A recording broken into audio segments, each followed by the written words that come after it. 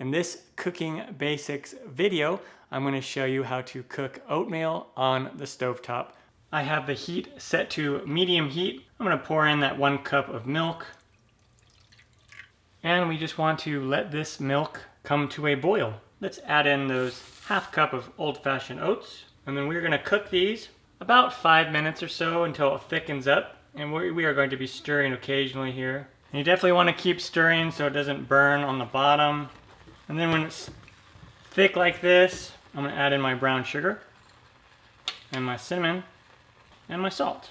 And there we go, looking fantastic. That's like the consistency that I love, just like that. And then I'm going to put in those blueberries. And I'm just going to fold those in and remove it from the heat because it is done. And this makes 1 serving, 1.5 to 2 servings, depending on how much oatmeal you want to eat. Take care. Time for me to dive into this. Oh yeah.